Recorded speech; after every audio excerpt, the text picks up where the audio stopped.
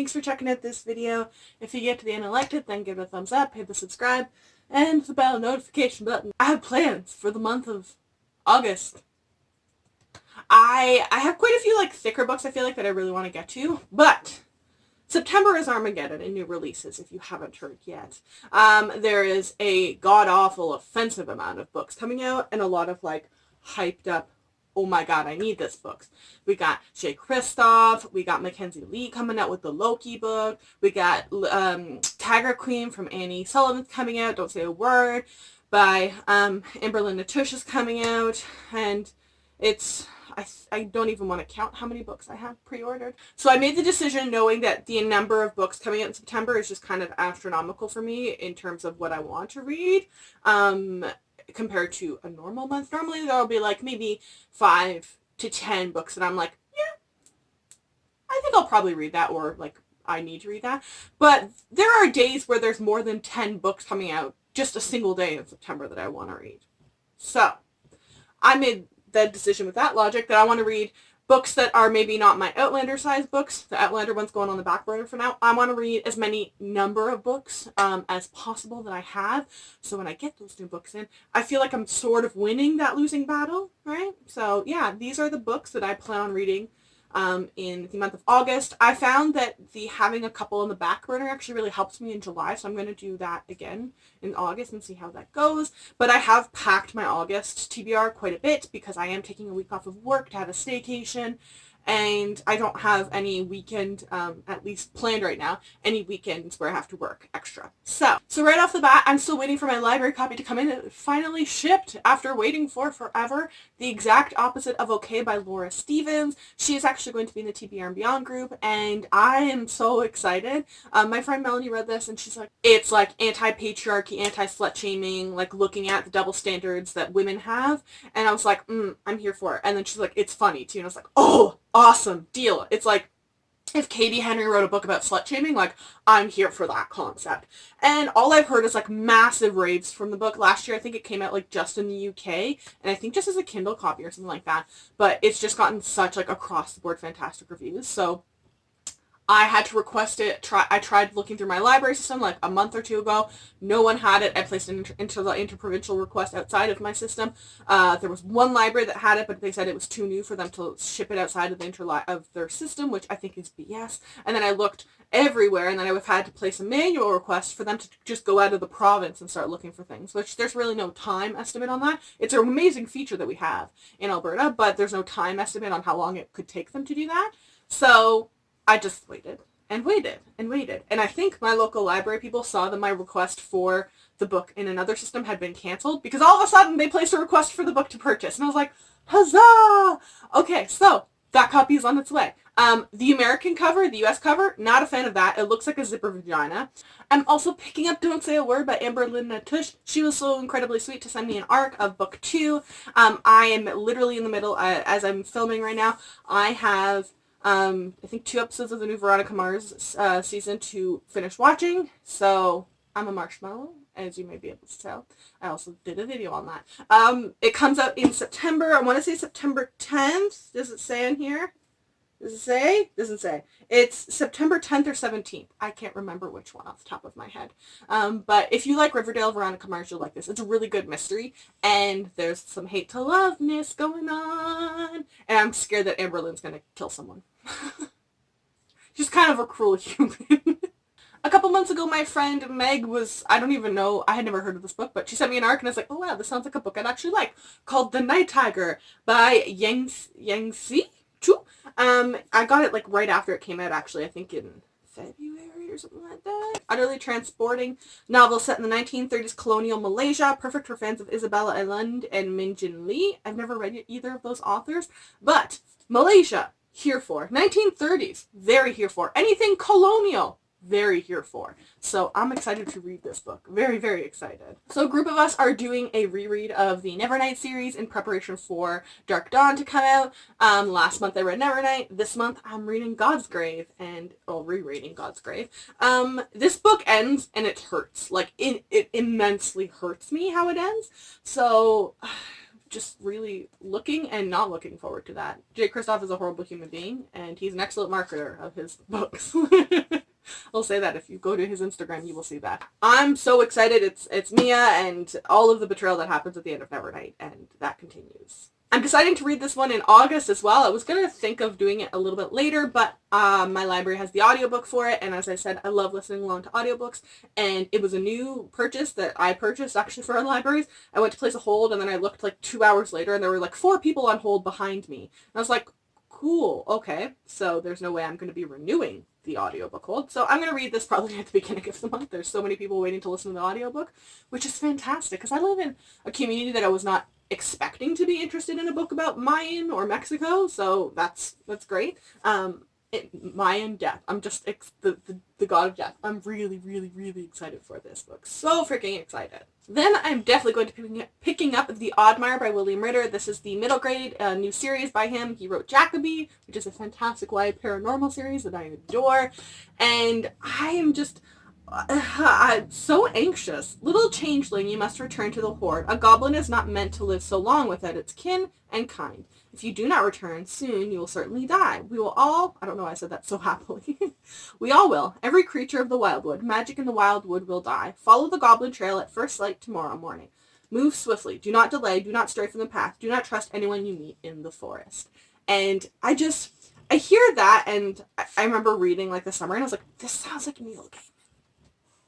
And, hi, I'm a fan of Neil Gaiman, okay? Yeah, so we've established that on this channel. I'm reading The Devouring Grey a little bit earlier than I thought I was going to. I just keep eyeing it on my bookshelf, and I keep hearing really, really positive things about it.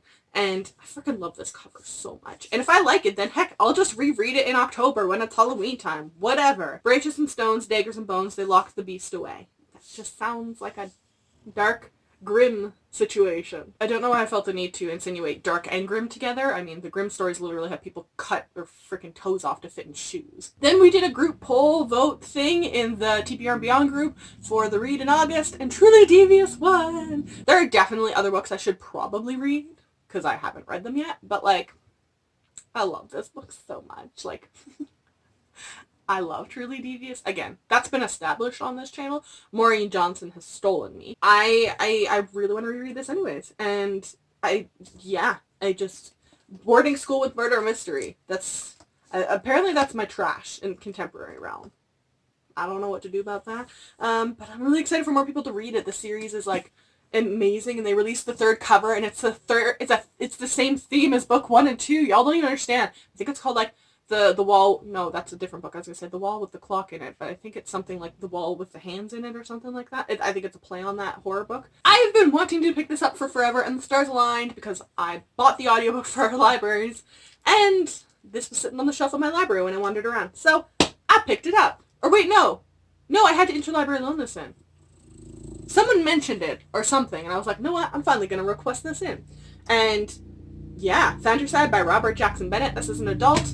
I just realized I don't have it in nonfiction this month.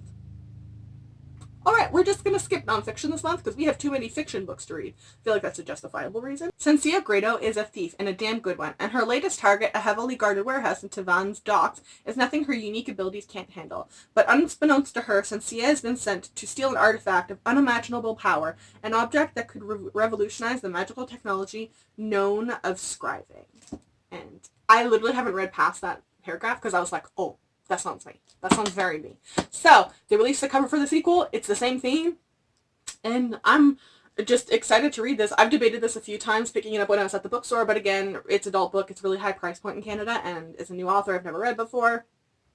Hopefully I like it, and if so, I'll keep an eye on Book Outlet because it's $36 Canadian. That's a lot of money for someone with rent and student loans. I'm giving To Best the Boys by Marie Weber a try. I've heard pretty mixed things, but like never like I hated it. People either seem to be like, I enjoyed it, or I was just like, it was okay for me, like a 2.5 out of 5 star sort of situation. So I figured I'd give it another go. I have read Marie Weber's other book, one of her other books, the Sophie Snow, the first book in that duology. I was not a particular fan of it. But Jody Meadows has this blurb and Kristen Cicerelli has this blurb, so or they've been blurbed on here, and I do enjoy both of those authors, so I decided I'll give it a shot, and thank gosh I have my library, because, yeah. The task is simple. Don a disguise, survive the labyrinth, best the boys. And if this is like a girls versus boys thing, I'm kind of here for that, like a maze thriller, like, yes, very here for it. So hopefully I enjoy this. I almost ended up pushing this into my July TBR, but I just don't think I have the time. The Candle in the Flame by Nafisa Azad. I'm so excited about this. I found out when I hauled it that she's actually Canadian. A self-identified island girl. She has hurricane in her bloods. Born in Latoka, Fiji. She currently resides in BC, Canada. And I'm like, shout out, that's us. And the book is offensively pretty. This book could be really bad, and I'm still keeping it. Like, it's just gorgeous, and the end pages. Oh, they did such a good job. Like, Scholastic Press is coming for the YA hardcovers. Like, I remember when I was younger, all I think I ever saw from Scholastics was, like, paperbacks with, like, really god-awful covers that looked like they had been done on, like, the Microsoft Paint program. But they've, like, upped their game. You are a child of flesh and blood, and I am a being of fire and bone. Were I merciful, I would bid you run and end this tale here. But I am Ifrit, and my stories are eternal, even though I am not. In return for the kindness I have shown you, you will become the ink that writes my tale. There was never a choice. That sounds amazing. And I just freaking love this. I've been trying to get to this book for forever, and then someone DM'd me on Instagram. I apologize, I can't remember who it was. Said, I never heard of this book. You mentioned it on your Instagram. I picked it up, and I read it in a day, and it's fantastic. Thank you. Awesome! That's dope! Thank you for letting me know that that works. I don't know that anyone actually ever listens to my suggestions. So, Eve of Man by Giovanna Fletcher and Tom Fletcher. I actually read up on them since, and, like, apparently they're, like, massive in the UK. I've literally never heard of them in Canada, which is kind of weird. But, yeah, it's so pretty. But, first girl born in 50 years, and how do you choose between love and the future of the human race? And I imagine it has something to do with procreation. Against all odds, she survived. The girl first born in 50 years, they called her Eve. I also love that being born in 50 years and then you're dependent on that person for population survival and naming her Eve, because, you know, Adam and Eve. I'm just hoping this doesn't get super, super religious. That's my only concern about that. But I'm really excited about this. So excited about this. And hopefully I love it too for whoever Instagram DM'd me. I have literally heard, like, nothing about this book since it came out, which is kind of frustrating. I wanted to hear all these reviews. But my friend Chrissy was sweet enough to send me the arc for We Rule the Night by Clara Eliza Bartlett. This cover is gorgeous. Like, and just, I've seen it in bookstores, and I was kind of disappointed. I think the underdust jacket was nothing, and I was like, why wouldn't you put, like, a gloss, like a foil, like, Phoenix thing on, like, the underdust jacket? That would have been so cool. But it didn't. I don't. Two girls use forbidden magic to fly and fight for their country and for themselves in the riveting debut that's part Shadow and Bone, part Codename Verity. That sounds amazing. Codename Verity is one of the best historical fiction books I've ever read. It made me cry. I hate Elizabeth Wine because of it, but I'll also buy every book that she puts out now. And Shadow and Bone. Hi. I have the new paperbacks. I have those pretty ones. And if they ever come out with the collector's editions, I'm going to throw money at that too, because Leigh Bardugo is a goddess, and that's all that needs to be said. I'm putting this back on my TBR because I feel bad. My friend Haley really wants me to read this. I just keep not getting to it, but I've noticed I've been really good in the past couple months about reading books that don't have any audio to listen to. I've been making time on the weekends for them, and it's actually really relaxing. So, Not Even Moans by Rebecca Schreifert. This is another one. She's a Canadian author too. I want to get to it. The second book is coming out soon, and the cover looks fantastic. I've heard pretty positive things about this across the board. It takes a special type of monster to dissect dead people and then sell them without guilt. And I think it was originally blurbed as The Savage Song meets Dexter or something along that lines, which sounds very cool. I never watched Dexter, but I know what it is. And I enjoyed this Savage Song. Didn't love the sequel as much, but I enjoyed the Savage Song. So, I'm excited to read this, and I hope, Haley, if you watch this, DM me every single day and be like, have you started it yet? Have you started it yet? Have you? Hey, Sam, what you reading today? Is it Not Even Bones? No? Then get on it, because I feel like that's the only way I'm going to actually get myself to sit down and read this for some reason. I don't know why. I want to read it, but I keep getting distracted. So I'm getting back on my remembering all of the, like, tasks I wanted to complete this year train, and one of them was to reread Jacoby. So, picking up book 3, getting back into it, gonna reread Ghostly Echoes. I feel like, I can't remember, like, exactly, because I love this series as a whole, but I'm 99% sure Ghostly Echoes was my favorite the first time I read all 4 books all the way through. Can you tell who snored? And I think that's being confirmed by the tags I've put in here for some inexplicable reason. I don't know what it was for. I don't normally tag books. I think the only time I've done that was with The Black Witch by Laurie Force because people said it was racist, and I went through and found things that just agreed with that. So I don't know why I did it on this one. But I, for the life of me, don't even understand how I haven't read this series yet. I read Seraphina, was meh, decided not to read Shadowscale. However, I do love the new paperback covers that duology came up with. Those are gorgeous. Tess of the Road, though, I know is one of the characters. It's sort of a spin-off. It's her own one of the characters from that series in her own kind of thing. I have had this arc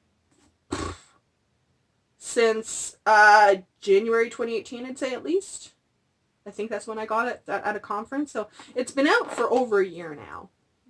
Ooh, I think it came out in February. So yeah, I need to actually get on this now.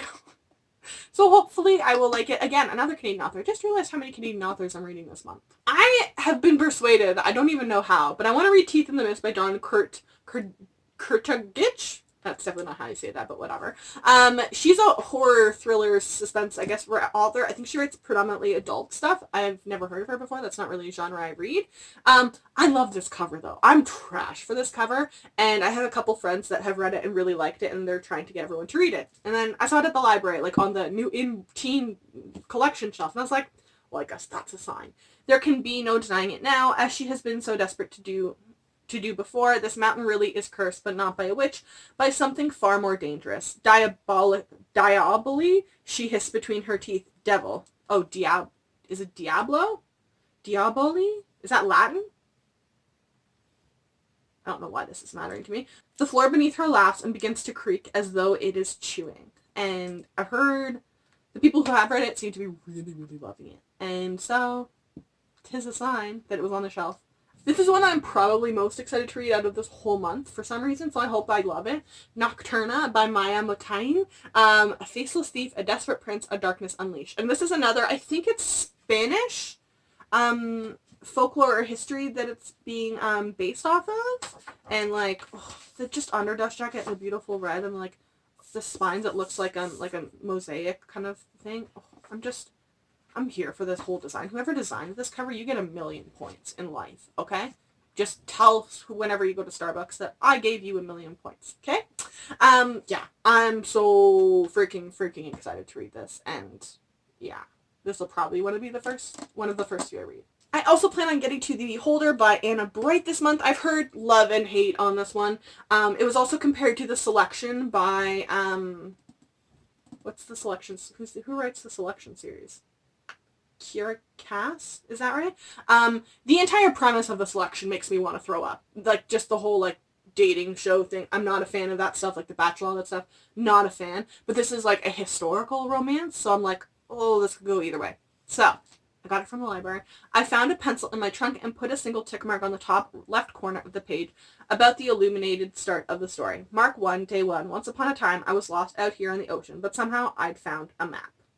It's blurred by Evelyn Skye, too, which is also confusing me, because I loved The Crown's Game by Evelyn Skye, but The Crown's Fate was a super disappointment for me. So, like, I don't know how I'm going to feel about this book. I am super duper excited to read A Labyrinth of Schemes and Sorcery this month by Curtis Craddock. This is the sequel to A Labyrinth of... No, what's it called? Oh my god, where'd the book go? An Alchemy of Masks and Mirrors. It's hidden behind the Beast and Rumpelstiltskin there. Sorry, my bad. Again, high price point in Canada to buy the book, so $36.50 is a lot of money, especially considering they've classified it as adult in Canada, like in the bookstores, but it's a YA book. Like,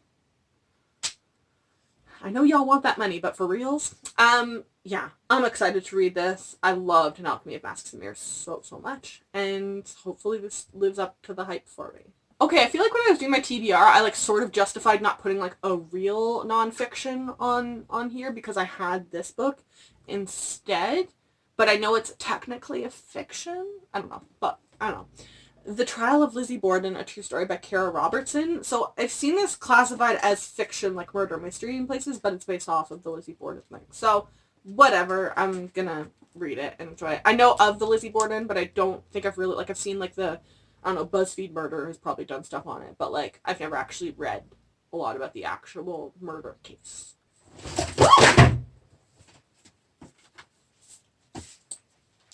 Just Just ignore that. That didn't happen whatsoever. I didn't drop like 20 books on the ground. And I think the last book, I'm not even totally sure anymore at this point.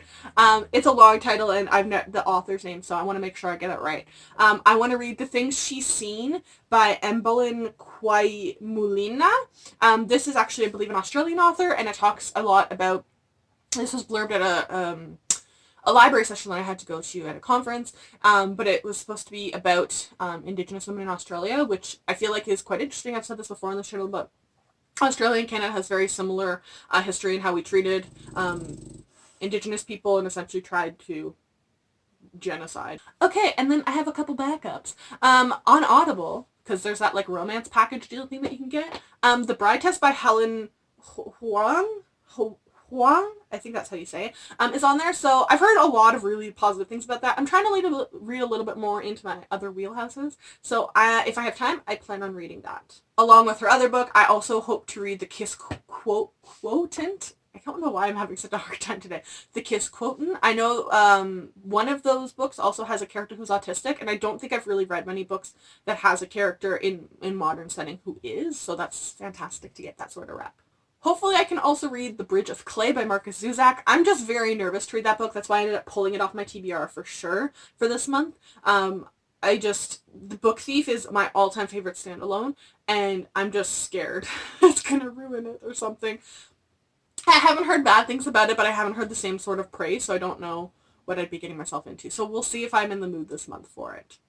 And my last backup is going to be Grave Maidens by Kelly Kuhn. I was lucky enough to pick up an arc of this at the conference I went to in April, and it doesn't come out until December, but like people are so hyped about this book, like it's kind of insane. So that long-winded video is my August plans for the month. I feel like I got more ambitious than ever before, especially because of all the books I realized I bought in July. And all of the books coming in September. It's going to be a bad month. So I want to read as much as I freaking can. Quantity over, not even quality, quantity of books over all else. So if I feel like I'm getting hung up on a book, like it's taking me too long to get into it, if it's a physical book, I'm going to put it on pause and then move on to something else so I can try and get as many done as humanly possible. I will link all of these books in the description down below. I will also link all of my social media. If you follow me, I will follow you back.